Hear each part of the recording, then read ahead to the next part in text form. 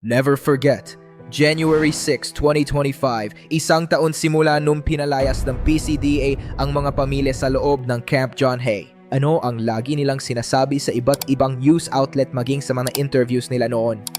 Smooth daw ang transition. Mga sinungaling. Smooth ba yung nagpadala kayo ng mga pulis? Smooth ba yung kakatukin nyo ang mga unit para magpaskill ng eviction notice? At basta-basta magpaalis? Nag-cause kayo ng fear at trauma sa mga pamilyang nananahimik sa loob ng tinuturing nilang mga tahanan. Ano pa ang ginawa nyo? Pinadlock nyo ang mga units nila para hindi sila makapasok. Ang malala pa, may batang nalock sa loob ng unit. Pati bata, hindi ninyo sinanto.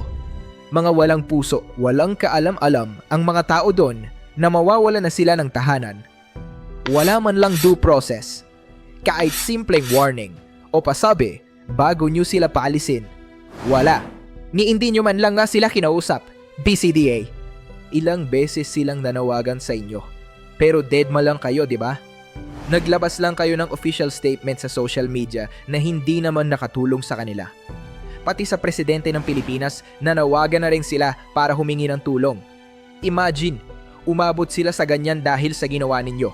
Tapos kayo, sarap buhay sa operations ng camp. Mukhang gustong-gusto nyong solohin ang kita eh. Hindi ba yung CJH DevCo lang naman ang dapat umalis? At nag-comply din naman agad sila kahit na marami rin sa empleyado nila ang naapektuhan. Pero bakit dinamay nyo pati ang mga third parties na labas naman sa gulo na to? Mga nag-invest niyan in good faith, di ba? Kayo pa nga naghikayat sa mga yan. Tapos pinalayas nyo? Grabing betrayal ang ginawa nyo. Hindi na kayo nahiya. Mga pamilya, retirees, OFWs, lokal ng Baguio at foreigners ang kinawawa ninyo. Dahil sa ginawa nyo, wala nang tiwala ang foreign investor sa atin. Maging ang mga kababayan nating mismo nawalan na ng pag-asa sa inyo. Isang taon na. Hanggang ngayon wala pa ring usad.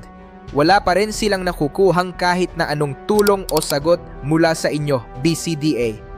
Habang sila ay nahihirapan pa rin, kayo tuloy-tuloy lang sa operations ng camp na parang walang nangyari. No? Ano, ganito na lang ba palagi, BCDA? Legacy nyo na ba yan?